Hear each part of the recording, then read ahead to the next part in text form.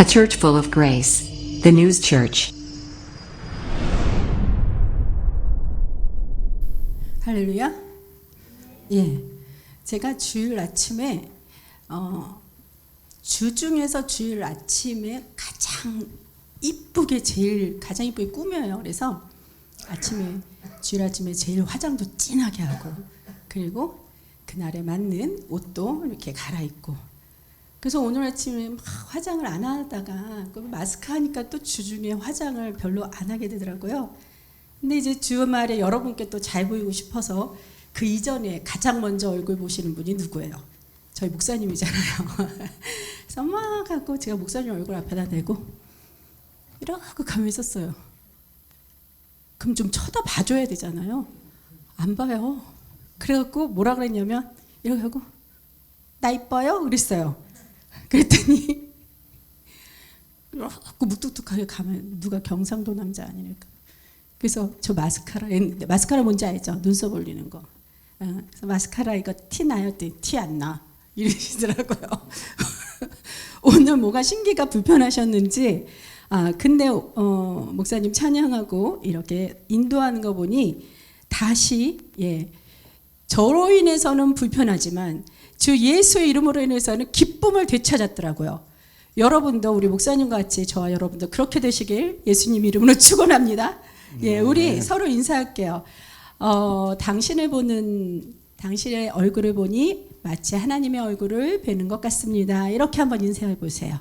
그러니까 당신 그러지 말고 어르신한테 각각에 맞는 직분으로 하나님의 얼굴을 보는 것 같습니다. 환영합니다.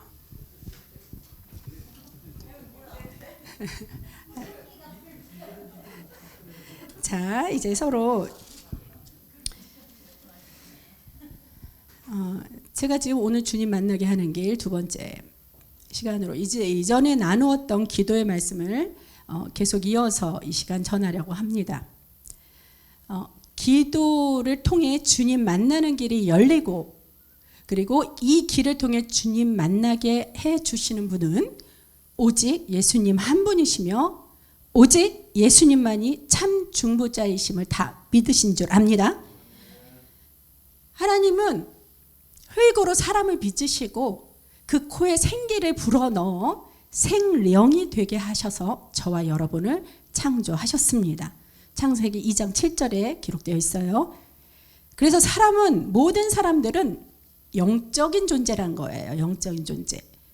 생명이라고 했는데 생명은 살아있는 영이죠.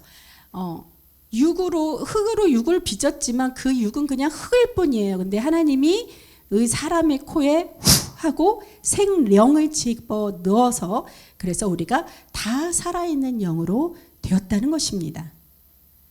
자, 육은 이 땅에서 죽으면 다시 흙으로 돌아가지만 생명을 가진 우리 사람들은 생명이 있기 때문에 영원히 죽지 않고 살 수 있는 생명을 지니고 있다는 것이에요. 자, 그러나 우리의 죄로 인해 우리는 그 생명이 아닌 죽은 영, 즉 사망으로 치닫게 되었어요. 그래도 하나님은 영원히 사망의 지옥불에서 우리의 영이 죽게 그냥 내버려 두시지 않으셨다는 겁니다.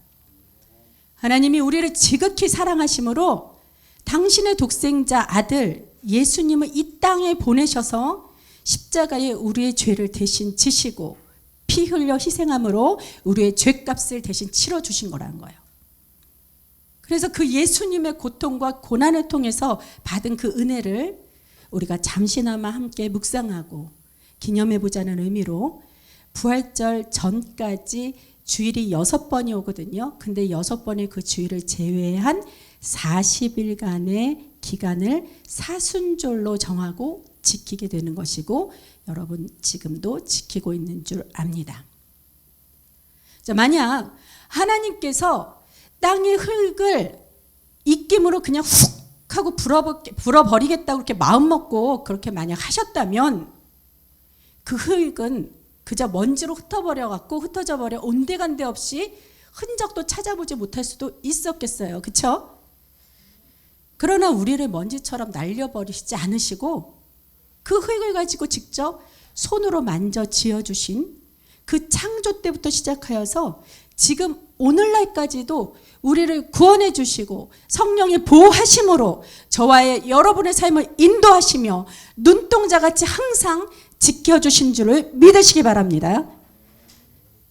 이러한 주님의 은혜는요, 지식으로 취할 수 있는 게 아니에요.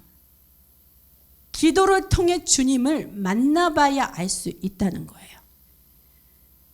자, 직접 주님을 만나보면 하나님은 만물의 주권자이시니 그 모든 삶을 맡기는 것이 그렇게 어렵지가 않아요.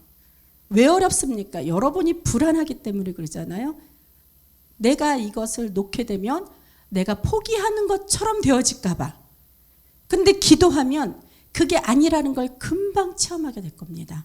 왜? 주님이 만나 주시니까요. 그래서 우리는 성공적인 삶을 이 기도를 통해서 주님을 만나서 영위할 수 있다는 겁니다. 자, 저와 여러분이 제 목소리는 이랬어요.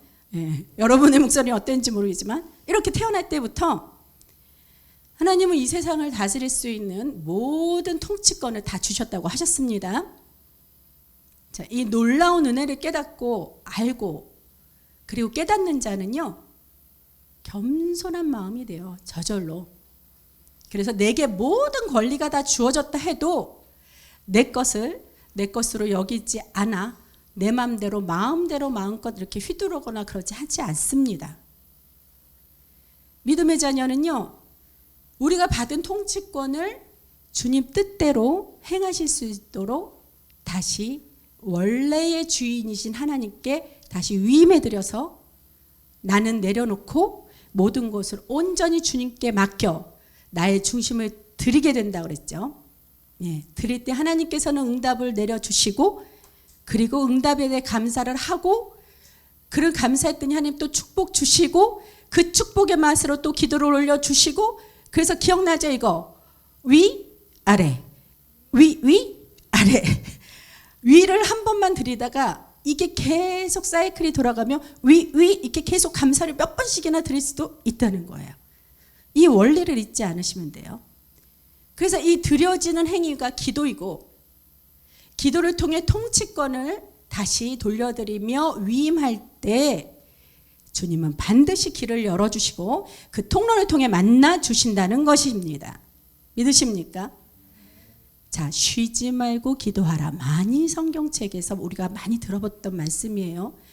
하나님이 쉬지 말고 기도하라 이렇게 명령하셨어요. 이 말 뜻이 뭔지 아세요? 왜 하나님 우리를 힘들게 해? 기도하는 게 얼마나 어려운데. 이게 아니라요. 하나님을 제대로 알고 하나님의 마음을 알면 이 짧은 말씀이 어떤 의미를 주는 건지 어떤 의미의 이게 얼마만큼 축복인지를 알 수 있어요. 자, 쉬지 말고 기도하라는 이 명령은요, 주님이 저와 여러분을 쉬지 않고 만나주시고 쉬지 않고 너에게 일하고 쉬지 않고 응답을 주시겠다는 약속과도 같은 것입니다. 할렐루야. 이 은혜를 놓치지 않는 저와 여러분이 되길 축원합니다. 자, 내게 겸손함을 요구하실 때 기도가 즉 겸손이라고 그랬죠. 즉시 기도에 무릎을 꿇어야 할 줄 압니다. 이렇게 즉시 순종하는 우리의 기도를 하나님도 즉시 응답하실 줄 믿습니다. 아멘. 자, 그럼 기도가 연락되도록 중보자가 되셔서 직접 하나님께 올려드리는 분이 누구라고 하셨죠? 아멘. 오직 예수 그리스도 예수님이십니다. 자, 주님 만나는 길은 기도를 통해 이루어지고 주님 만나게 하는 길을 열어주시는 우리의 중보자 되실 만한 분은 오직 예수님 한 분이심을 거듭 확신합니다. 자, 2월 중순부터 우리가 사순절을 준비하고 지금 기념일로 지키는 때라고 했어요. 그때 제가 이 사순절 기간 동안 요한복음 17장 말씀을 여러분께 전하게 된 것은 바로 예수님의 기도가 우리를 위해 끊임없이 기도를 하시고 있으심을 저와 여러분이 알고 묵상하고 감사하게 원해서입니다. 그래서 이 예수님의 중보 기도를 통해 저와 여러분이 온전히 은혜를 나누기를 원합니다. 그 은혜로 예수님의 사랑과 희생을 깊이 묵상하고요. 그래서 오늘 받은 은혜를 가지고 우리가 매일매일 승리하는 저와 여러분이 될 줄로 믿습니다. 자, 본론입니다. 하나님의 독생자 아들 예수님은요, 우리가 중보자가 되셨다고 했잖아요. 그랬는데 아버지께 그럼 무엇을 기도했을까요? 예수님은 무슨 기도를 했을까요? 궁금하지 않으세요? 근데 궁금하나 마나 오늘 이거 성경 봉독 목사님 대독하셨잖아요. 그렇죠? 보면 자, 예수님은 성부 하나님과 우리 인간 사이에 중보자라는 게 이 중간 단계잖아요. 그래서 영원한 대제사장이 되셨어요. 그러니까 제사장이라는 것은 나 대신 하나님께 제사를 올려드리는 거죠. 근데 그 제사장이 중에서 가장 대제사장 역할로 예수님이 해주신다는 얘기예요. 우리를 위해 중보기도를 드리시는데, 자, 이 기도 내용을 본문에 걸쳐서 세 가지로 요약해서 제가 함께 은혜를 나눠보도록 하겠습니다.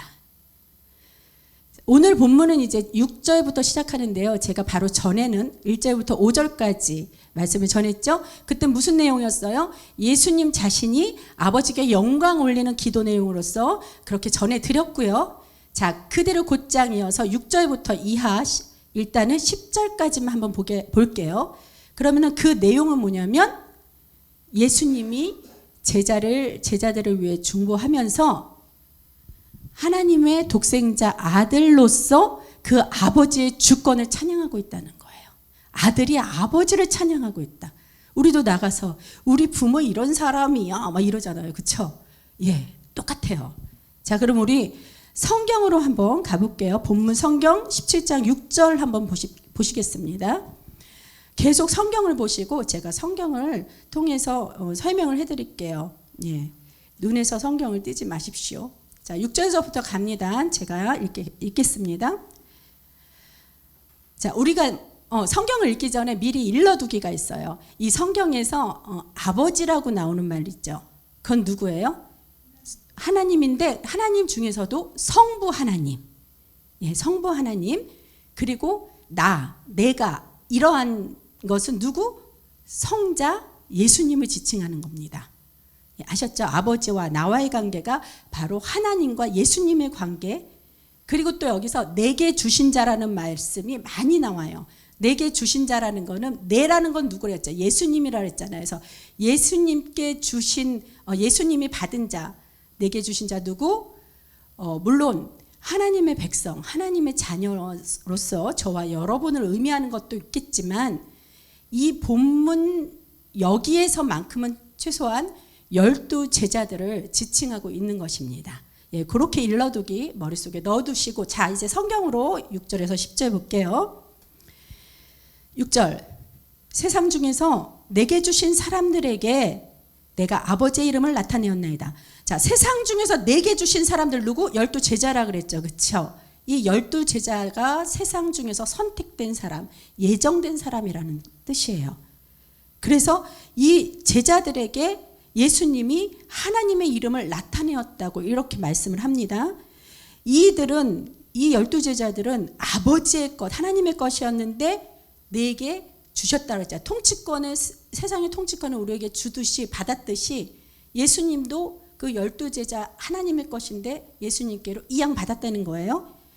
그들은 아버지의 말씀을 지켰다. 아버지의 말씀을 지켰다는 건 예수님께서 아버지의 말씀을 가르쳤다는 거죠. 그럼 아버지의 말씀이, 가장 중요한 말씀이 무엇인가요? 예수 그리스도를 통한 복음, 구원의 말씀이죠. 그렇죠? 이 구원을 잘 지켰다고 하는 거예요. 예수님이. 네. 저도요, 이렇게 보면 오늘 이렇게 제자가 왔지만 제가 항상 가르치기 전에 물어요. 응? 너 이거 음악 배워서 대학 가면, 하나님 대학 붙여주면 찬양을 위해 언제나 영광 드릴 거 맞지? 대답 안 하네? 내가 아니지. 왜 학원하고 여기 교회가 왜 달러 얼어? 하나님께 영광 드릴 거 맞지요, 최은교? 아멘.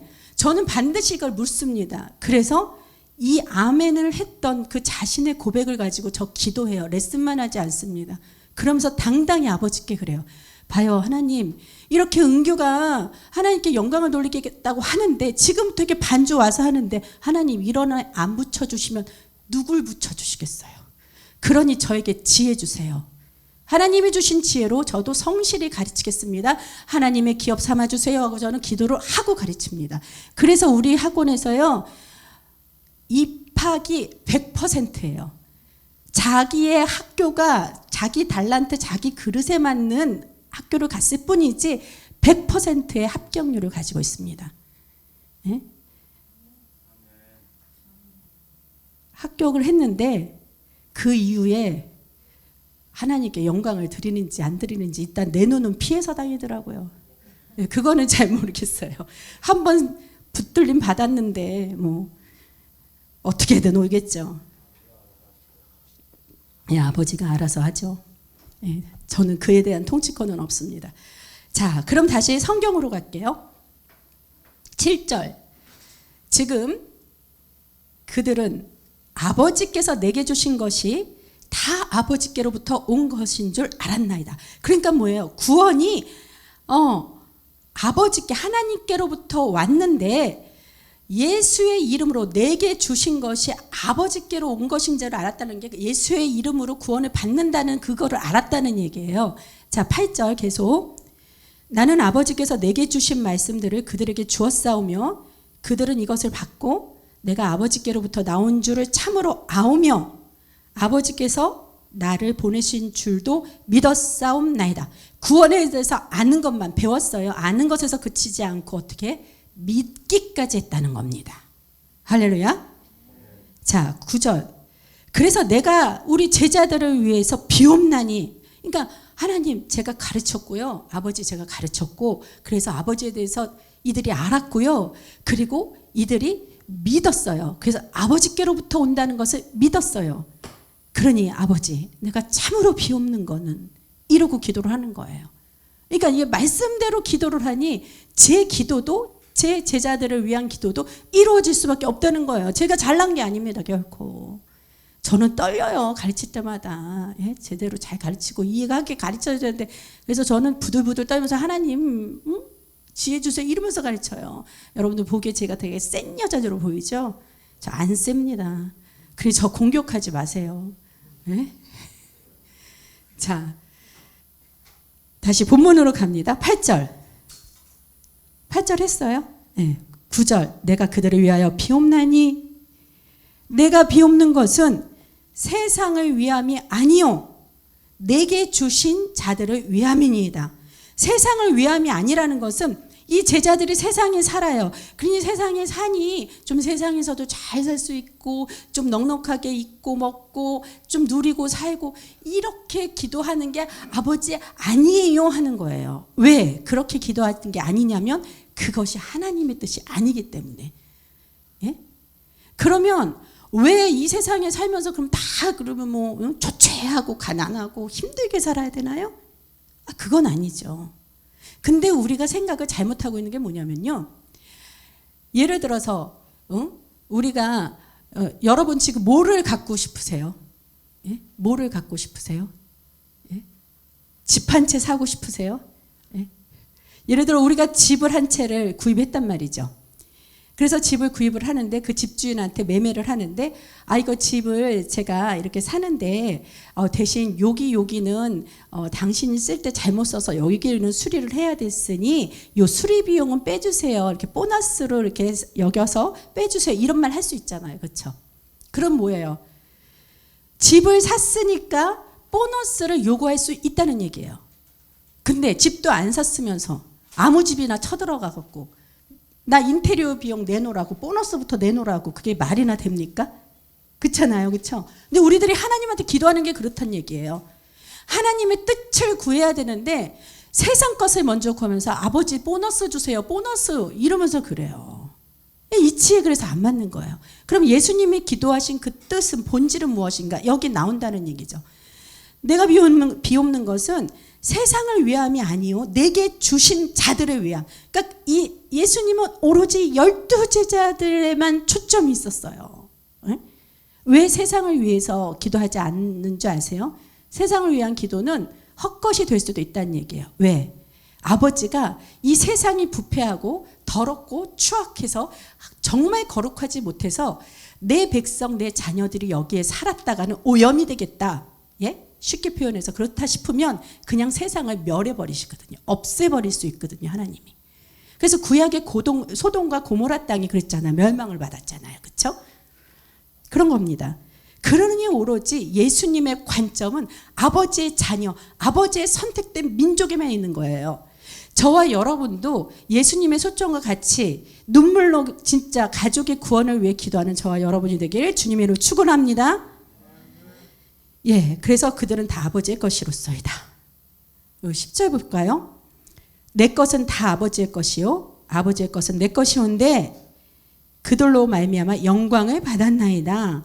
이게 뭐냐면 제자들로 말미암아 예수님께서 영광을 받았다는 것은 예수님은 곧 하나님이기 때문에 그들이 하나님께 영광을 드렸다는 겁니다. 이들이 구원에 대해서 알고 믿음으로써 끝나는 것이 아니라 감사하면서 아버지께 영광까지 드렸다고 아주 예수님의 기도는 자부심 있는 이 제자들을 향한 기도였어요.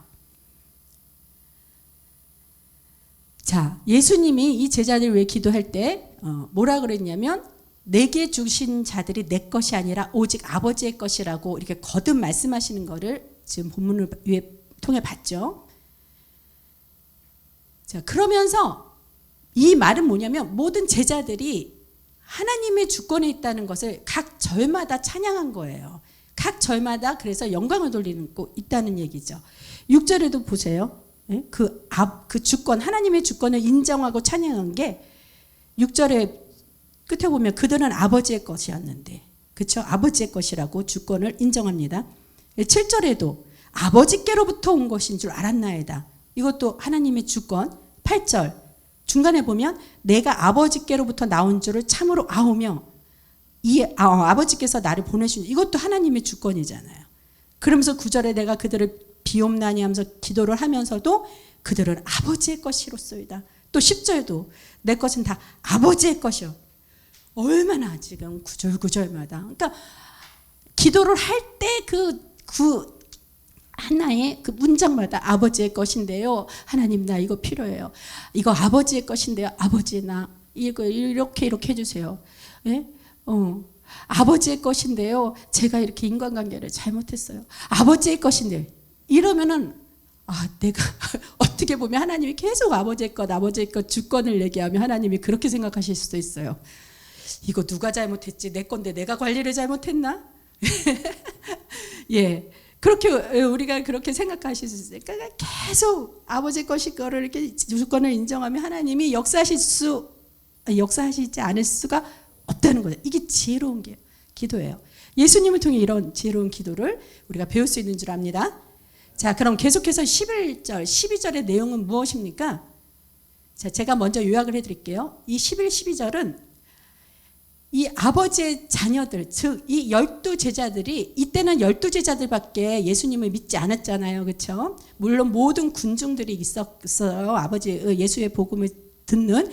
그래도 선택된 백성, 일단은 예수님이 공생의 시절에 선택돼서 구원된 백성은 바로 이 12제자들을 얘기하는 겁니다. 그래서 11, 12절의 내용은 아버지의 자녀들을 연합하게 하옵소서 이런 기도예요. 자, 그러면 11절 봅시다. 나는 세상에 더 있지 아니하오나 그들은 세상에 있사옵고 나는 예수님은 세상에 더 있지 않는데 이게 무슨 말이죠? 그때 당시 제자들 옆에 있었지만 곧 십자가에 못 박혀 달려 죽으실 거잖아요. 그래서 세상에 있지 아니한다고 하나? 근데 보면 3일 만에 부활했죠. 그렇죠? 그러면 그 3일 동안 없는 것에 대해서 예수님이 불안해하셨을까요? 그게 아니라 부활하고 그리고 나서 어떻게 됩니까? 승천하시잖아요. 하늘로. 승천하고 나서는 영원히 예수님의 육은 우리가 볼 수 없다는 겁니다. 육은 세상에 없다는 얘기예요. 그 얘기가 초점이 맞춰져야 돼요. 그러나 내 제자들은 세상에서 살아야 돼요. 이 얘기예요. 예수님 기도하실 때. 그리고 나는 아버지께로 가옵나니 거룩하신 아버지여 내게 주신 아버지의 이름으로 그들을 보전하사. 그러니까 어디 머리털 하나도 상하지 않게 해달라는 거죠. 나는 세상에 있지 아니하니 이들은 내 제자들은 세상에 살아야 되잖아. 여기가 얼마나 험악하고 진짜 유리그릇 깨질세라. 진짜 이렇게 거룩한 내 제자들이 어떻게 상하고 어떻게 다칠지 몰라서 아버지가 보전하지 않으면 아버지께서 아버지의 때에 구원하신 때 내가 이 제자들 못 볼 수도 있어요. 아버지 보전해 주세요. 이렇게 기도를 하신 거죠, 예수님이. 그러면서 11절 마지막 우리와 같이 그들도 하나가 되게 하옵소서. 여기가 연합이라는 얘기가 있는 거잖아요. 그렇죠? 근데 여기서 우리와 같이래요. 누구와 같이? 그렇죠. 그 성삼위일체. 그러니까 성부 하나님, 성자 예수님, 성령 하나님. 이 성삼위일체가 우리와 같이 해서 여기서 우리라는 거는 어디에 또 나와 있냐면 태초에 청지를 창조하실 때도 우리란 단어가 나와요. 그러면서 하나님이 이르시되 우리의 형상을 따라 우리의 모양대로 우리가 사람을 만들고 그리고 다스리게 하자라는 게 창세기 1장 26절에 나오잖아요. 그러니까 영원 전서부터 이 성삼위일체는 똑같이 존재하고 계셨다는 것입니다. 그렇죠? 이게 성삼위일체가 뭐예요? 같은 하나님인데 서로 맡은 역할에 따라 위격이 다르다는 거예요. 그러니까 위치가 다르지만 본질적으로는 동일한 하나님을 의미하는 것이죠. 그래서 우리의 형상을 따라 우리의 모양대로 우리가 사람을 만들고 이러면서 우리 이렇게 하나님이 말씀하신 것처럼 하나님도 일하실 때 어떻게 한다는 얘기예요? 이 삼위의 하나님이 일치되어서 연합을 하신다는 거예요. 하나님도 연합을 하는데 우리가 뭐라고 일을 하는데 혼자 해요. 그래서 하나님이 일을 하실 때 혼자 하는 거 안 좋아하세요. 내가 두세 사람이 모인 곳에 내가 너와 함께 하겠다는 거는 기도도 그렇지만 일을 할 때도 그렇고 반드시 두 사람 이상, 세 사람 이상 연합을 해야 됩니다. 할렐루야. 자, 저와 여러분 우리도 함께 연합해야 한다고 했죠. 나라가 연합해야 하고 교회가 연합해야 합니다. 특별히 가정이 든든히 살려면 부부가 연합해야 해요. 할렐루야. 자, 그래서 지금 뭐 결혼하는 학생도 있고 우리 청년 새로 왔는데 결혼할 때 무엇을 보느냐? 나와 잘 연합할 수 있는 사람을 봐야 되는데 그럴 만한 조건이 무엇인지 이제부터 잘 들어보세요. 예, 뭐 얼굴도 이뻐야 되고 뭐 모두 좋아야 되고 몸매도 좋아야 뭐 다 좋아요. 근데 그거는 보너스라 그랬어요. 그렇죠? 집도 안 사고 수리비 내놓으세요. 이거랑 똑같은 거예요. 자, 그러면 무슨 조건으로 우리가 정말로 부부가 될 사람을 고르고 기도를 해야 되는지. 성경에 보면 남자가 여자의 머리라고 이렇게 그런 성경에 기록되어 있는 말이 있어요. 근데 이 말을 가지고 참 어떨 때 남자들이 막 의기양양해서 내 머리는 그리스도고 여자의 머리는 남자라 그랬어. 그러니 여자야, 나는 당신의 머리 위에 있는 거야. 막 이렇게 얘기를 해요. 우리 목사님 왜 그러시죠? 뭐 찔리는 게 있으신가? 자, 이거는 말씀을 잘 모르시는 분이죠. 그렇죠? 우리 목사님 말씀을 아니까 이렇게 얘기를 안 하시겠지만, 예, 애드립은 사용하겠습니다. 감사합니다. 예, 그래서 단순히 이거는 종속의 관계를 의미하는 것이 아니란 말이에요. 삼위일체 하나님의 본질이 동일한 하나님 한 분이신 것처럼 부부도 주님이 주신 각각의 역할이 다 있어요. 있어서 자기가 감당해야 할 몫이 다를 뿐이지 하나님의 성품대로 지어진 존귀한 자녀라는 것이죠. 똑같이. 그래서 그 존귀한 자녀의 그 자격대로 인격은 서로 존중되어져야 한다는 말입니다. 그래서 정말로 하나님에 대해서 잘 알고 예수 그리스도를 믿고 우리가 지어진 이 원리와 그 다음 부부를 맺어주신 하나님의 뜻을 잘 아는 사람을 선택해야 돼요. 할렐루야. 주님께서 남자의 머리는 그리스도라고 하셨는데, 그렇죠? 근데 예수님을 졸졸 따라다니던 이 제자들에게도요, 그렇다고 그래서 예수님도 이 제자들을 마치 자신의 종처럼 막 대하거나 한 번도 무시한 적이 없었다는 겁니다. 오히려 예수님은 그 제자들을, 자신의 제자들을 존중하시면서 심지어 제자들에게 친구라는 호칭까지 사용하시면서 친근하게 다가오셨어요. 오늘 찬양도 했죠. 내가 참 의지하는 예수 하면서 그렇게 친구 되시니 하면서 그렇게 우리가 찬양했잖아요. 기쁘게. 예수님께서 친구로 대해주셨으니까 제자들도 예수님께 이렇게 친구처럼 친근하게 다가오시길 바랐다는 거예요. 자꾸 오 예수님 이러지 말고 우리 예수님 나의 친구야 막 이러면서 이렇게 기쁘고 서로 예수님의 이름으로 기도하고 이렇게 대화를 나도 대화잖아요. 기도가 하면은 정말로 저에게 친근한 분이 되실 줄로 믿습니다. 자, 그런 예수님의 인격적인 성품을 우리가 본받을 때, 자, 우리나라는 참 유교적인 관습으로 내려오던 그 옛날 그 구습이 있습니다. 근데 그것을 과감히 버리고 말씀대로 서로가 서로를 존중해야 한다는 그러한 의미입니다. 자, 서로에게 존중받고 존중한다면 무슨 일을 하더라도 자신의 욕심대로 이루고 싶은 욕망이 사라져 함께 의논하게 된다는 얘기죠. 함께 의논하게 되고 저절로 그렇게 됩니다. 그래서 저절로 일방적으로 나 혼자 일을 저지르는 일이 일어나지가 않게 된다는 거예요. 그러니 어떻게 부부의 신뢰가 절대 깨질 일이 없을 것이죠. 자, 어느 집사님 부부 한번 제가 말씀을 드려볼게요. 결혼 후 이 집사님이 부부가 되어서 신혼 때 그러잖아요. 뭐 주도권 쟁탈전 막 이러는 거 한다고 하잖아요. 그런 게 있다는데 저희는 잘 모르겠어요. 그쵸, 목사님? 예. 그쵸?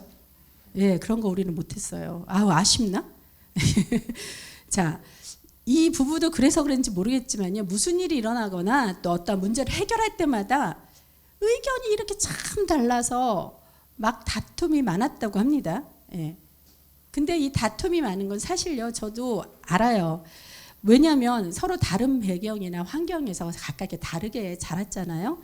그러니까 이 두 사람의 결혼이라는 그 수단을 통해서 갑자기 이렇게 같은 집에서 이 환경 모든 게 바뀌었는데, 그러고 나서 하나가 되려고 하고 보니 생각이나 관념 또는 가치관, 살아왔던 그런 게 너무너무 다르겠죠. 그러니 성격도 맞지 않고 때문에 어떻게 모든 의견마다 모든 의견이 아니어도 뭐 맞는 거는 있겠지만 또 다른 의견에 대한 그 충돌이 자연스럽게 일어날 수도 있겠습니다. 그렇죠? 근데 이 남편의 성격은요, 베드로처럼 행동보다 말이 앞선 사람이었어요. 그리고 허세가 강했어요. 딱 베드로 성격. 근데 그 아내는요, 야고보나 요한처럼 성격이 되게 조급했어요. 그래서 둘이 서로 다투다 보면 이 조급한 성격으로 막 자기 말만 하려고 그러고, 또 행동보다 말이 없으니까 또 말에는 앉으려고 그래요. 서로가, 남편도 아내도 막. 그러면 어떻게 이 둘의 마음이 여유가 있겠습니까? 그러니까 상대방이 그 본질적 그 마음의 의도를 파악할 여유가, 돌아볼 여유가 없게 됩니다. 오해도 많이 하게 되고, 그로 인해 서로 물고 뜯고 점점 상처가 깊어지게 되더란 말이에요. 자, 이렇게 가다가는 서로 관계에 있어서 큰일 나겠다 싶은 거죠. 그래서 근데 여기서 또 감사하게도 그나마 지혜로운 남편이 아내에게 한 가지 제안을 했다고 합니다. 무슨 제안인지 아세요? 여러분, 이거는 우리가 본받을 만해요. 여보, 우리 이렇게 매일 싸우지 말고 우리 둘만의 규칙을 정합시다, 이런 거예요. 그랬더니 아내가 일단 이제 타협을 하려고 온 거잖아요. 근데 이제 화는 나 있어요. 그러니까 뭐 이렇게 요즘 펜트하우스 참 유행인데, 이게 천서진 캐릭터로 천서진 캐릭터로 하면 어떻게? 그럼 무슨 규칙? 뭐 이렇게 하려나? 막 그럼 무슨 규칙? 딱 그랬더니 남편이 이렇게 대답합니다. 우리가 어떤 일을 처리할 때, 그러면 의견이 충돌할 때면 둘 중에 어느 한쪽이라도 싫다고 하면 그 일은 잠시 보류하면서 서로의 마음이 일치될 때까지 기다리고 참고 인내합시다. 기도하면서. 이렇게 얘기하는 거예요. 참 지혜롭죠. 근데 그게 제한이 뭐냐면 나만 불리한 것도 아니고 상대방만 불리한 게 아니에요. 또 나만 유리하고 상대방은 또 유리하지 않은 건 아니에요. 똑같은 그쵸 조건이죠. 그래서 그 이후에 이 둘은 다툼이 줄어들었다는 거예요. 그래서 점점 속이 답답한데 화내지도 못하고 싸움을 걸지도 못하고 그러니 어떻게 답답하니까 무릎 꿇고 기도를 하게 되었다는 겁니다. 그래서 기도가 점점 늘다 보니 기도가 늘었다는 거는 의견 충돌이 계속 있었다는 얘기예요. 근데 그만큼 기도가 늘어요. 그러다 보니 관계가 회복이 되죠. 그래서 어느 정도 시간이 지나다 보니 이제 누가 보기에도 참 금실 좋은 인꼬 부부겠다 그러면서 참 칭찬을 많이 듣게 되었다고 합니다. 그러면서 남들에게 그런 칭찬을 듣다 보니 이들도 역시 느꼈는데 살면 살아갈수록 참 상대를 통해 서로가 행복하다는 고백을 오랜 후에 듣게 되었습니다. 그래도 결론은 해피엔딩이잖아요. 이 두 부부, 집사 두 부부의 이 두 사람을 통해 우리가 깨닫는 것은요, 앞으로 우리 교회도 주님 맡기신 사명이 아주 큰 줄 압니다. 그래서 여러 크고 작은 여러 가지 많은 일들을 감당해야 할 거예요. 근데 우리도 이런 면에서는 특히 이렇게 주의해야 된다는 것입니다. 자, 우리 목사님 커플이 우리 교회 둘이 있죠. 역시 똑같이 마찬가지겠지만 목회를 할 때나 또한 저희뿐만 아니라 여러분이 교회에서 여러 가지 일을 하고 사역하고 봉사할 때 그냥 나 혼자만 열심히 하면 되지라는 그런 편안한 생각, 평안이 아니라 편안입니다. 그러니까 그 편안한 생각이라는 게 안이한 생각 뭐 그런 뜻이 더 적중하겠죠. 그런 편안하고 안이한 생각으로 사람들과 의논도 안 하고 심지어 연합하기는커녕 독단적으로 처리하게 된다면 시작이 아무리 하나님을 위한 주의 일이라도 하나님께서는 기뻐하시지 않으신다는 얘기입니다. 하나님의 뜻대로 하나님의 방법대로 한 것이 아니니까. 왜냐면요, 사람은 흙으로 빚은 연약한 존재. 흙이 얼마나 연약해요. 딱 놓치면 쨍그랑 깨져요. 그렇죠? 그래서 서로의 신뢰가 깨지면 가정이 깨지고 교회가 깨지고 사회가 깨져서 모든 것이 다 깨지면 보존되지도 못하고 구원에 이르지도 못하는 것입니다. 하나님의 목표와 목적은 구원에 있는 줄 믿습니다.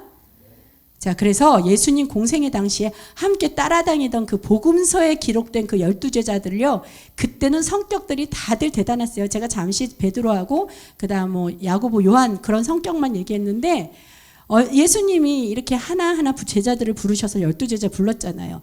그러니 얼마나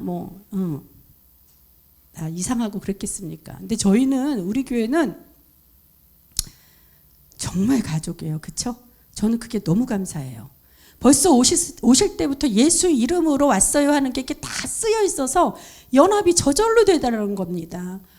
항상 주님께 저는 감사와 영광의 기도를 찬양을 드리고 있습니다. 할렐루야. 자, 이 복음서의 제자들은 처음에는 서로가 서로에게 걸림돌이 되어서 충돌이 되게 많았어요. 근데 시간이 지나서 예수님이 승천하신 후에 사도행전을 보잖아요. 그러면 이 복음서의 제자들이 그 사도행전에 나오는 그 제자들하고 인원이나 인물은 다 똑같아요. 그런데도 불구하고 오직 예수 한 분만을 위해 오히려 서로 함께 연합하였다는 겁니다. 예수 이름 때문에. 이게 사도행전 1장 13절에 나와 있어요. 자, 이처럼 우리도 오직 예수님을 위해 서로 연합하여 온전히 주님께 영광이 되는 저와 여러분들에게 축원합니다. 자, 빌립보서 2장 3절의 말씀, 그래서 이런 말씀이 있어요. 제가 카톡에다가 매일매일 말씀 묵상을 올려놨는데 이 말씀을 언제 올려드린 적 있습니다. 아무 일이든지 다툼이나 허용으로 하지 말고 오직 겸손한 마음으로 각각 자기보다 남을 낮게 여기고, 낮게가 로가 아니라 더 좋게 여기라는 그런 말씀이죠. 자, 다툼이나 허용으로 인한다면 주님께 영광이 되기는커녕 오히려 나 스스로 의를 쌓는 거예요. 막 의를 쌓다 보면 어떻게 바벨탑까지 쌓아갖고 교만함이 오죠.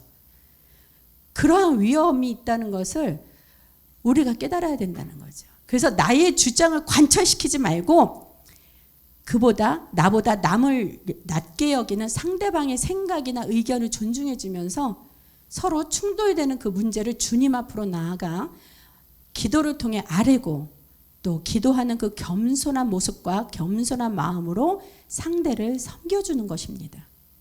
그럴 때 사도행전의 그 제자들처럼요, 예수의 이름으로 예수 이름의 힘으로 연합하게 되고 하나님을 기쁘시게 하여 두세 사람이 모인 곳에 내가 너희와 함께 하겠다고 하셨잖아요. 그러한 주님의 약속이 이루어지는 줄로 믿습니다.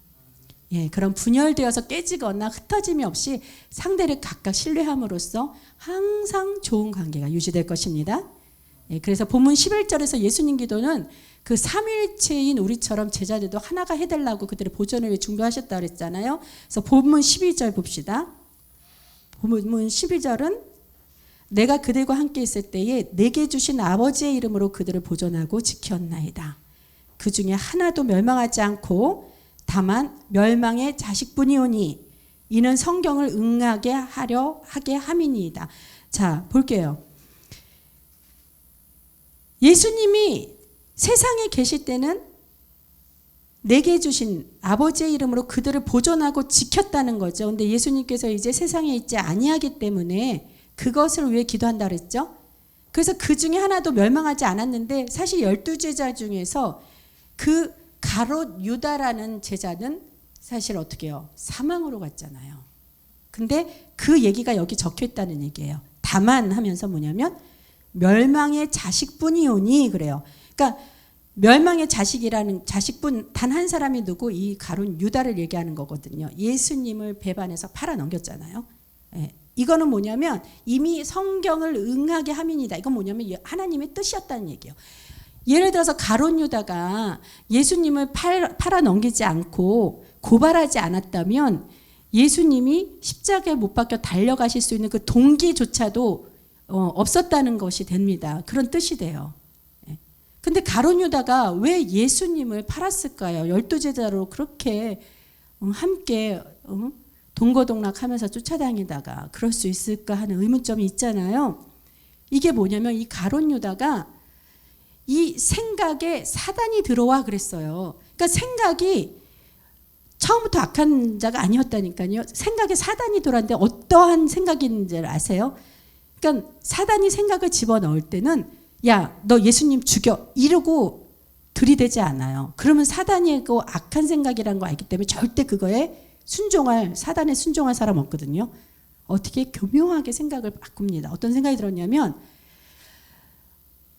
예수님이 메시아로 이 세상에 오셨는데 그러면 너희가 지금 로마의 압제하에 있잖아. 그러니까 예수님을 로마의 그 앞에 데려다 놓아서 붙잡아서 예수님을 갖다 드러내면 예수님의 권세가 알아서 구원하고 그래서 로마가 구원될 거야. 이렇게 사단이 집어넣었다는 거예요. 그러니까 예수님이 그때는 드러나지를 않았거든요. 자꾸 드러내라는 거지. 그러면 예수님이 알아서 다 해결해 주실 거라고. 그러니 어떻게 가룟 유다가 나를 통해서 그렇게 된다면 그럼 이건 나를 통해서 이 로마 세상을 구원하게 되겠네. 그러면 그때 되면 내 지위가 얼마나 좋아질까. 이러면서 예수님으로 인해서 자기가 높아지길 바랬던 거죠. 근데 어떻게 돼요? 예수님은 전혀 그럴 생각이 없는 거예요. 가만 봤더니. 그러니까 어떻게? 실망을 하고. 가룟 유다가 제자들의 그 회계를 맡은 자였거든요. 그러니까 돈을 얼마나 좋아하겠어요. 그러니까 차라리 돈이나 벌자. 그리고 은 30세겔을 받고 대제사장에게 팔은 거죠, 예수를. 그래서 고발한 거죠. 그로 인해서 예수님이 십자가에 못 박혀 달려 돌아가셨던 동기가 되는 거였습니다. 자, 십자가 사건도 주님의 일이죠. 주의 일이에요. 그러면 주의 일에 우리가 쓰임을 받는데 이렇게 악한 것으로도 쓰임을 받을 수 있다는 얘기 아닙니까? 가룟 유다처럼. 그럼 저와 여러분은 어떻게 하나님께 쓰임을 받아야겠어요? 이왕이면 그러니까 선한 자만 쓰임 받는 게 아니에요. 악한 자도 하나님이 쓰신다니까요. 근데 선한 자는 쓰임을 받고 상급이 쌓여 천국에서 영원히 부유하게 누리며 영생을 얻을 수 있지만 악한 자로 쓰임을 받으면 어떻게 가룟 유다가 스스로 자기의 목숨을 끊었죠. 그래서 어떻게 저 지옥불의 사망에 끌려 들어갔다는 겁니다. 우리가 기도할 때 하나님 저를 선하게 쓰여주셔, 저를 써주시옵소서, 선한 곳에 선한 영향력으로 써주옵소서 이러면서 꼭 반드시 그 쓰임받는 것에 대해서 기도를 하셔야 되는 줄 믿습니다. 자, 그럼 그렇게 제자들을 위해 예수님이 제자들을 보존해달라고 기도하신 이유가 무엇일까요? 그게 13절에 답이 있겠죠. 13절 봅니다. 지금 내가 아버지께로 가오니 내가 세상에서 이 말을 하옵는 것은 그들로 내 기쁨을 그들 안에 충만히 가지게 하려 함이니이다. 할렐루야. 오직 예수의 이름으로 인한 기쁨을 제자들 안에 충만히 가지게 하라고. 나로 인해서 제자들이 기쁘게 살았으면 좋겠어요. 행복하게 살았으면 좋겠어요. 그렇죠? 저와 여러분이 오직 예수의 이름만이 충만한 기쁨을 누릴 줄로 믿습니다. 저와 여러분이 오직 예수의 이름에 충만한 기쁨이 하나가 되어 보존될 줄로 믿습니다. 자, 예수님은 제자들이 지금 살아갈 곳이 세상이기는 하나 세상을 위해 기도하는 것이 아니라고 했어요. 그래서 예수님은 세상에 속하지 않은 거룩한 분이시니 세상이 당연히 예수님을 미워하겠죠. 응? 너만 거룩해? 네만 하나님의 자녀야? 이러면서 예수님이 하나님의 아들이라니까 그거는 안 믿고 네가 뭐 잘났다고 그래 이렇게 미워하는 거예요. 마찬가지 그를 따르는 제자들도 그러면 어떻게 되겠습니까? 세상이 당연히 미워하죠. 이 제자들이 세상에 속한 게 아니라 예수에 속했기 때문에. 그래서 그러니까 사단의 시험으로부터 실족당할까 봐 그 연약함을 위해서 주님께 그렇게 비나이다 간구하고 아버지의 것이오니 하면서 주권을 인정하는 거예요. 자, 우리 여기까지 말씀을 나누다 보니 시간이 많이 지납니다. 나머지 구절을 함께 해야 되는데 지금 제 말씀의 마무리를 지으면 너무 시간이 오래 갈 것 같아요. 그래서 다음 시간에 이제 미루고요. 마지막으로 말씀을 마치기 전에 이제부터 그리스도의 제자가 되기 원하면서 노력하는 분이 여기 계셔요. 물론 여러분 다 그렇겠지만 하나님이 특별히 한 분을 선택하셔서 오늘 사용하시기로 하신 줄로 믿습니다. 그래서 여러분께 소개하고 간증을 듣는 시간을 가지려고 하는데요. 자, 누구냐 궁금하시죠? 두두두두두두두 배윤민 성도예요. 그래서 사순절 기간 동안 하루도 빠짐없이 매일마다 새벽 예배 나와서 그 하나님이 열심히 일하시는 가운데 스스로도 함께 뭐 열심히 기도하면서 또 기도가 끝나면 성경 공부를 같이 합니다. 그래서 제자 교육을 꾸준히 받아요. 그래서 지금 또 받는 중에 있고요. 그래서 저와 우리 배우민 성도와 함께 나누었던 그 은혜의 주옥 같은 말씀과 그 체험들이 너무 많아서 저 혼자 듣자니 아깝더라고요. 그래서 여러분과 함께 나누길 원해서 성령님이 저에게 제 그 마음도 아시고 하나님의 뜻도 그렇다는 것을 제게 확신을 주셔서 그래서 이렇게 세우게 됐습니다. 그래서 간증을 들을 때 각자에게 하시는 말씀으로 들으시고 은혜로 충만하여 주님께 즉시 순종하는 그리스도의 제자로 더욱 깊어질 수 있는 그런 기회로 삼는 저와 여러분의 귀한 시간이 될 줄로 믿고 예수님 이름으로 축원합니다. 자, 간증을 위해 배은비 성도님 나와주세요. 이 자리가 굉장히 좀 무거운 자리고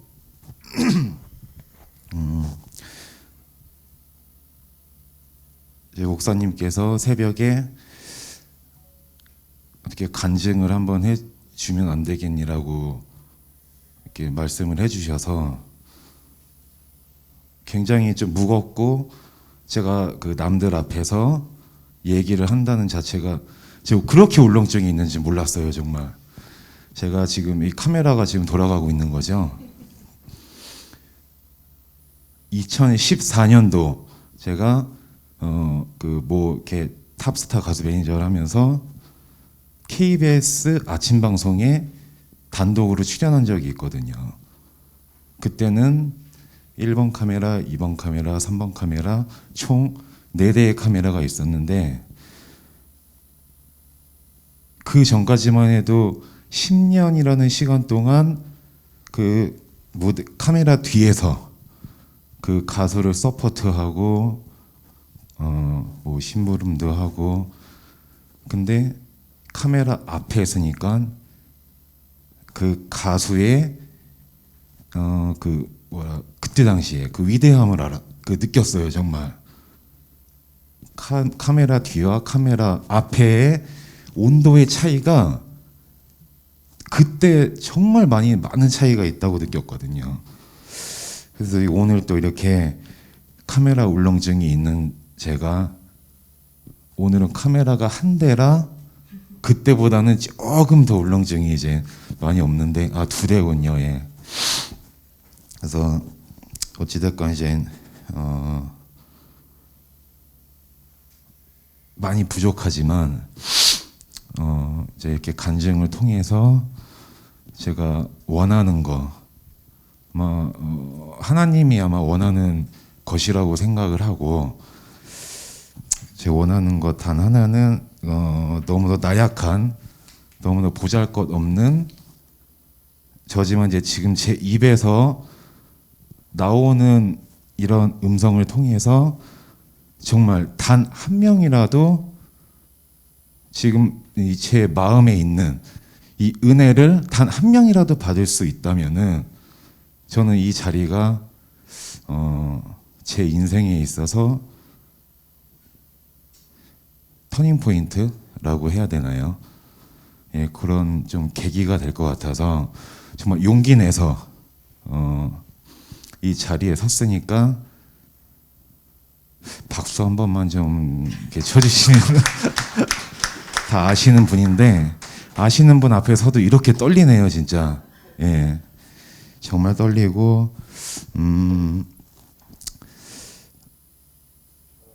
예, 편하게 하겠습니다. 편하게. 제가 지금 굉장히 떨고 있는데 편하게 하겠습니다. 예, 속으로 지금 엄청 기도를 하면서 하고 있는데 오늘 10분밖에 잠을 못 잤어요. 예, 잠이 안 오더라고요. 잠이. 그때 2013년도 KBS 출연할 때도 잠을 못 잤어요. 하지만 오늘은 그때는 그냥 떨림이었거든요. 굉장히 긴장되고 무슨 말을 할까, 무슨 얘기를 할까. 근데 오늘은 그 떨림, 긴장이 아니라 설레임입니다. 설레임. 설레임으로 잠을 못 잤어요. 물론 긴장되고는 하지만 그 설레임, 아까 얘기했던 카메라 뒤와 카메라 앞의 온도 차이, 그때 방송에 제가 나갔던 그 온도와 지금 서 있는 온도는 하늘과 땅 차이인 것 같아요, 정말. 그래서 자꾸 이게 말이 3000% 빠지는데 제가 대본도 이렇게 써왔어요. 써왔는데 이게 이대로 잘 안 되네요. 예, 일단 오늘 주제 그래도 주제는 있어야 되겠다고 생각을 했어요.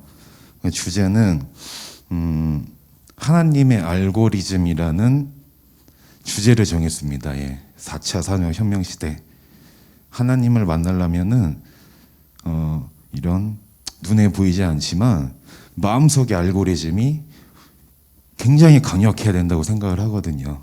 그래서 하나님의 알고리즘이라고 주제를 감히 잡았습니다. 예.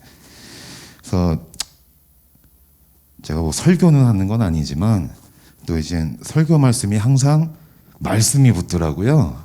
예. 그래서 말씀을 너무 감사하게 이것도 감히 제 입에서 이런 말이 나오는 것 자체가 정말 한편으로는 되게 오그라드는데 하나님이 말씀을 주셨어요. 정말. 욥기 23장 10절 말씀. 우리 목사님이 설교하시면 이렇게 그게 나오는데 안 나오네요. 그럼 제가 떨리는 목소리로 한번 말씀을 읽어보겠습니다. 나의 가는 길을 오직 그가 아시나니 그가 나를 단련하신 후에는 내가 정금같이 나오리라. 네. 이 말씀이 간증을 한번 해볼래라고 하고 한 이틀 뒤에 제가 이렇게 좀 하면서 이제 그 SNS를 다 삭제를 했는데 SNS를 우연찮게 다시 키게 되면서 스토리를 쭉 보면서 나왔던 말씀이에요, 이게. 그래서 저는 이것 또한 정말 체험이라고 생각을 하거든요. 정말 고민을 했었는데 이런 주제가 잡히고 주제에 대한 첫 번째 말씀이 잡히고 그러니까 매일매일 새벽 기도로 나가면서 조금씩 하나의 교통 정리가 이렇게 하나씩 되더라고요. 정말 이것도 눈에 보이지 않는 체험. 그래서 제가 결국 이 자리에까지 서게 된 것 같아요. 그래서 일단은 본론으로 간증에 대한 체험, 제가 한 체험. 이게 시간이 처음에는 5분의 시간을 준다고 목사님께서 말씀하셨는데 5분 동안에 제가 얼버무리다가 5분이다 끝날 것 같다는 생각밖에 안 들더라고요. 근데 엊그저께 어제 새벽에 시간은 여의치 않다. 너가 하고 싶은 대로 하거라. 저에게 이 봉인을 해제하는 딱 딱 말씀 같았어요, 정말. 그래서 오늘 주저리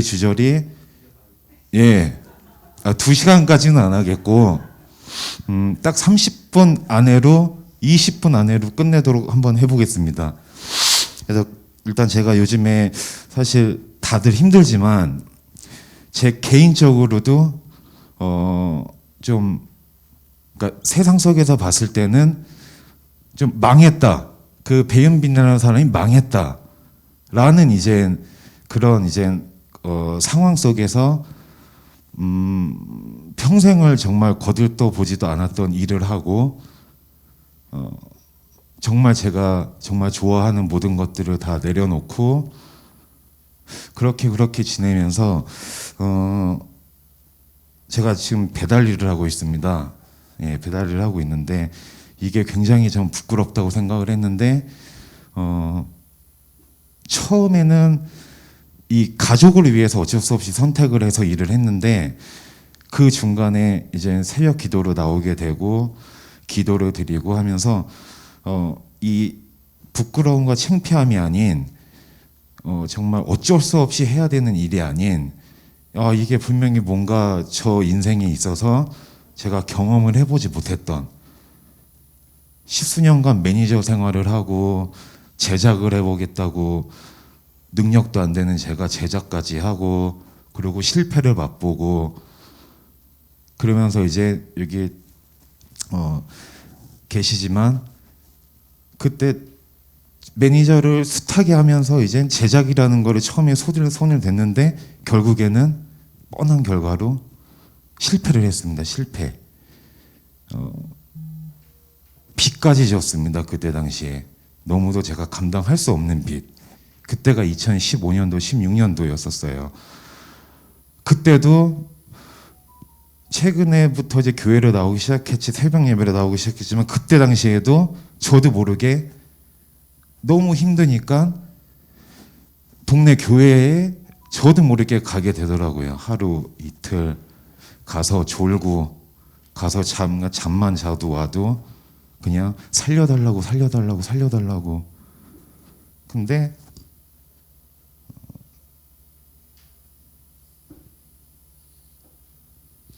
여기 계신 직분 다 안 하고 저 외삼촌 우리 안영근 집사님 그리고 저를 정말 힘들 때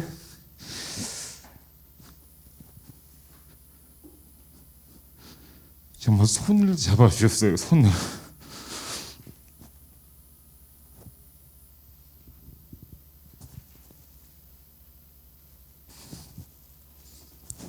이게 울면 안 되는데 죄송합니다.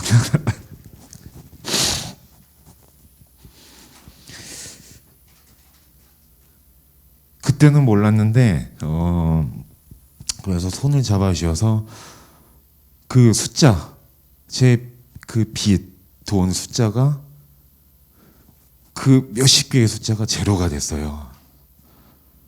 너무 진짜 너무 감사하고 그리고 이제 그런 이제 위드콘이랑 일린블록제이라는 회사가 설립이 돼서 그 이후로는 정말 제 인생에서 제가 꿈꿔왔던, 저는 차를 좋아하거든요. 그리고 이런 이제 좀 이렇게 꾸미는, 외적으로 꾸미는 거를 굉장히 좋아해서 정말 제 분에 넘치지 않는 정말 차도 타게 되고, 그리고 제가 먹고 싶은 거, 사고 싶은 거, 이 세상적으로 제 할 수 있는 것들을 모든 걸 다 하는 그런 시간이 있었어요. 시간이 있었는데 이게 1년, 2년, 3년 지나면서 그때 16년도에 힘들었을 때 살려주세요 했던 제 마음이 어느 순간 그냥 사라지더라고요. 그때도 몰랐습니다. 저때 몰랐고 사라지면서 뭔가 공허하고 남들이 저를 봤을 때는 이제 성공했다 배은빈, 정말 멋있다라고 얘기를 하는데 제 마음속에는 뭔가 되게 그 공허한 느낌이 있었어요. 정말 삐까뻔쩍한 차를 타고 정말 몇백만 원짜리 옷을 입고, 근데 그 공허한 마음이 없어지지가 않더라고요. 공허한 마음이 이제는 막바지에는 불안한 마음으로 다가오면서 이제 통장에 있던 돈도 조금씩 줄어들더라고요. 그러니까 이 더 불안한 마음이 든 거예요. 그 와중에 이제 지금의 이제 아내를 만나게 돼서 이때다 싶어서 통장에 돈이 있을 때 꽂아야 되겠다. 그래서 물식연면으로 이제 해서 결혼을 하고, 또 정말 세상에서 가장 이쁜 우리 딸, 예, 제 딸바보 맞습니다, 진짜. 예, 저도 이렇게 딸바보가 될 줄은 몰랐는데 정말 정말 그 응가 싸는 그 응가 냄새도 좋더라고요, 그냥. 그래서 그 딸을 갖게 되면서 다시 한번 제가 제작이라는 거를 하게 됐습니다. 과정은 길지만 결론적으로는 또 한 번 실패를 했습니다. 그 여파가 아직까지도 16년도에 있던 그 마이너스 되는 숫자들이 지금도 아직까지 저에게 있어요. 너무 정말 밤에 많이 울었어요, 진짜. 우리 이쁜 딸하고 와이프가 자고 있는 모습을 보니까 눈물밖에 안 나더라고요.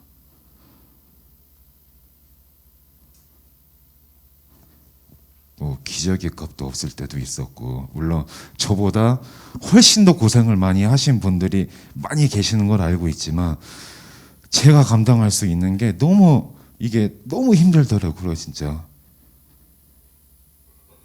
밖에서는 배윤빈이 이제 망했다. 그런 게 갑자기 또 확 쏟아지면서 그 배달이라는 일을 하면서 정말 그때 저 이악 물고 저 혼자 그냥 열심히 새벽까지 그래 열심히 하면 되겠지, 언젠간 되겠지라고 지칠 때, 제 마음이 지칠 때 정확히 2월 15일 날 윤 목사님께 카톡을 보내서 새벽 기도를 가겠다고 하고 못 갔습니다.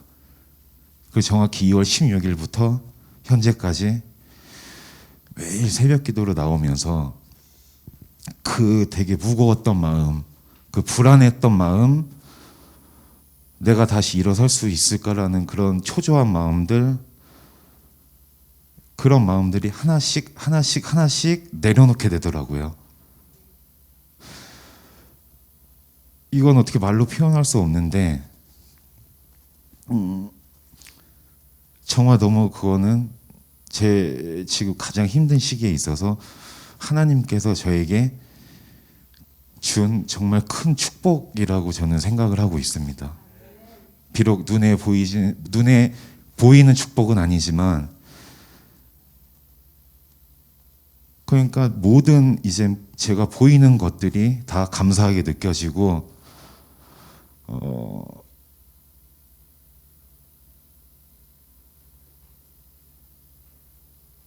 너무 그냥 이제 그런 걱정 근심이 이제 많이 없어졌어요. 100% 없어졌다는 말은 못 드리고 많이 없어졌습니다, 진짜. 그래서 이제 훈련을 받고 새벽 기도로 나와서 기도를 하고 그때 목표 목적과 지금의 목표 목적은 확연히 달라졌습니다. 지금 목적은 정말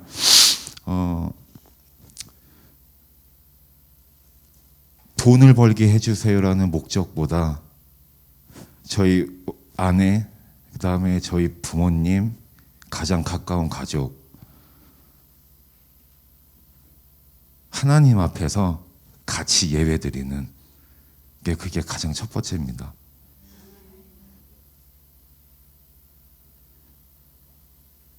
정말 그렇게만 될 수 있다면은 흔히들 뭐든지 나는 다 할 수 있다라는 얘기, 저는 정말 뭐든지 다 할 수 있을 것 같습니다.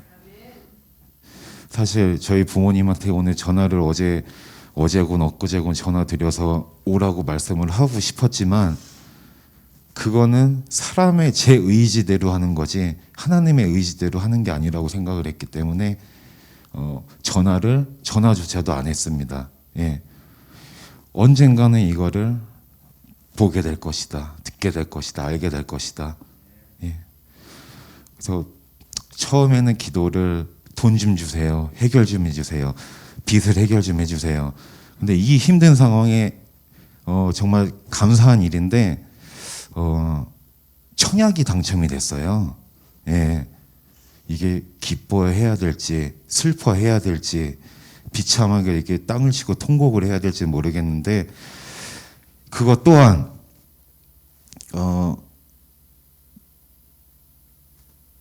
뜻이 있으면은 분명히 거기를 어떻게 해서든지 가게 될 것이고 아니면은 더 큰 집을 아마 주실 거라고 생각을 하기 때문에 그것 또한 불안했는데 불안한 마음이 없는데 중요한 건 저희 아내가 많이 불안해하고 있어요. 예, 빨리 교회 이렇게 보쌈 해가지고 데리고 와야 되는데 제가 좀 아내가 살이 많이 쪄가지고 많이 좀 힘들어요, 여기까지 들고 오기가. 그래서 항상 기도는 힘이 들지가 않거든요. 이 기도 주제가 처음에는 돈으로 시작을 했지만 하나씩 기도 제목이 늘면 늘수록 제가 말씀을 드렸지만 하나하나씩 늘면 늘수록 그 피곤함이 아니라 어딘가 모르게 더 깊이 빠져드는 그런 느낌이 너무 감사하더라고요, 진짜. 어떠한 100평짜리 펜트하우스하고 바꿀 수 없는 그런 감사함. 예, 진짜 제가 여기서 만약에 이런 마음의 거짓말을 한다면은 저는 아마 천벌을 받을 것입니다, 진짜. 예. 여긴 법정도 아니고 아무데도 아니지만 그 감사함이 진짜 이 정장을 다시 입게 해줬어요, 진짜. 제가 몇 개월 동안 진짜 씻지도 않으면 밖에 나가지도 않았는데 그냥 눈 비비고 나가서 아침에 나가면 새벽에 들어오고 항상 그러거든요. 추리닝이 거의 저의 일상 옷이 되고 근데 이 옷을 다시 딱 입었는데 너무 기분이 좋더라고요. 내가 사람들 앞에서 내가 이런 좋은 모습으로 다시 나갈 때 입으려고 했었어요. 그 전까지는 아무 의미가 없다. 정장 입고 이 상태로 배달하면은 옷을 받는 사람들이 그 물건을 받는 사람들이 굉장히 부담을 가질 거 아니에요. 그래서 옷도 최대한 낮은 자세로 추리닝 한 벌로 지금 몇 개월을 버티고 있습니다, 진짜. 그래서 거기에 나오는 감사함이 옷에 대한 지출 비용이 전혀 제로더라고요. 예. 그래서 아무튼 이렇게 주소 없이 이 대본에 전혀 의미가 없이 주소 없이 입에서 나오는 대로 이렇게 얘기를 했는데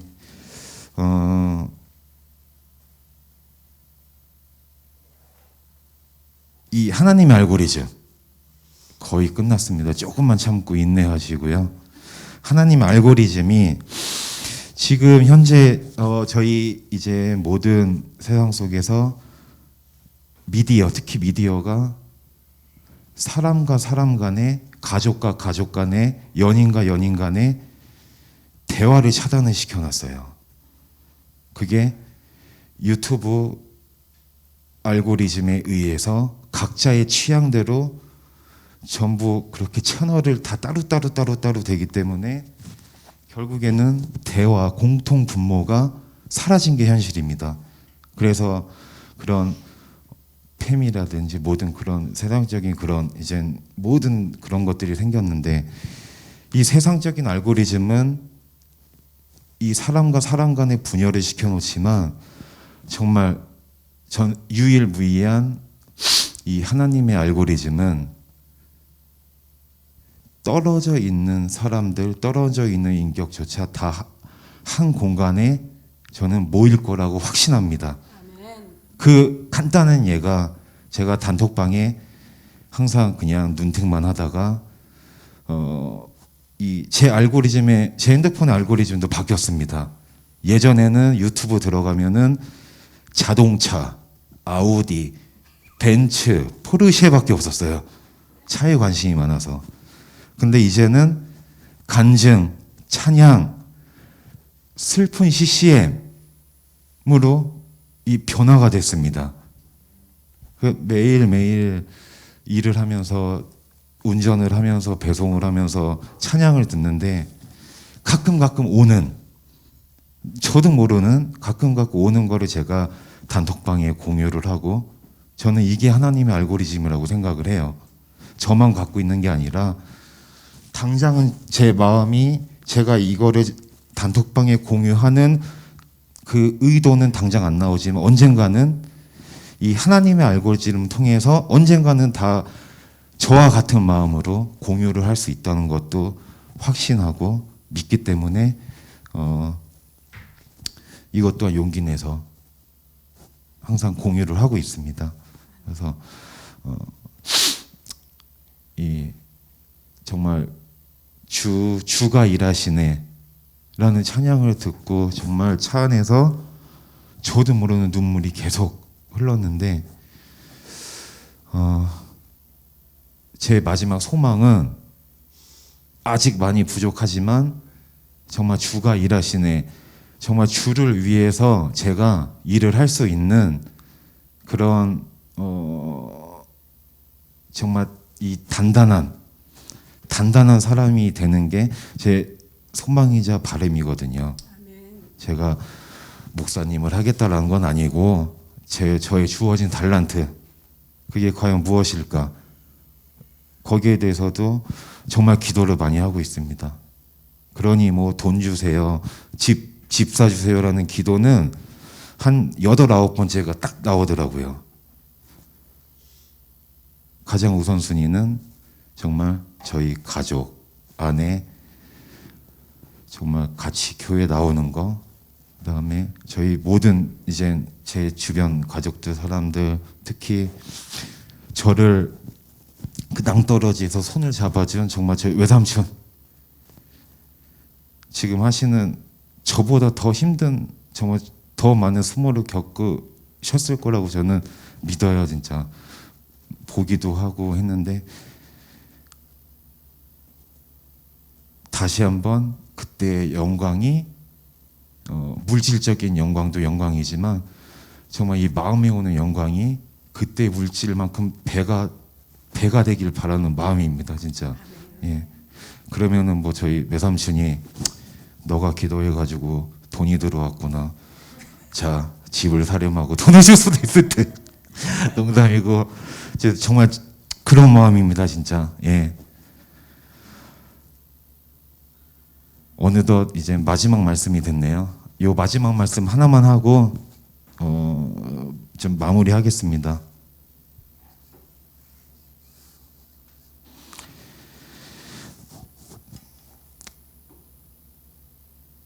마지막 말씀이 있는데 로마서 5장 3장에서 4장 말씀인데 환난은 인내를, 인내는 연단을, 연단은 소망을 이루는 줄 알미로다. 인내하고 어떠한 상황이 오더라도 이 세상 가운데 살아가면서 기도와 찬양으로 정말 진심으로 하나님을 소망하는 저희 모두가 되기를 소망하고 바라고 축복하고 정말 말할 수 없는 그런 여러 가지들, 예, 정말 지금 제가 느낄 수 있는, 제가 느끼고 있는, 제가 정말 감사하고 있는 이거를 무한 공유를 하고 싶습니다. 진짜 정말 38년 39년 만에 제가 모태신앙인데 거의 38년 9년 만에 이 자리에 이렇게 서게 된 오늘 이 날을 저는 정말 잊지 못하고 평생 기억하고 간직하고 정말 저도 다시 한번 기도로 항상 하나님을 정말 진심으로 섬길 수 있는 그런 배윤빈이 될 수 있게 많이 기도해 주시고 응원해 주시고요. 예.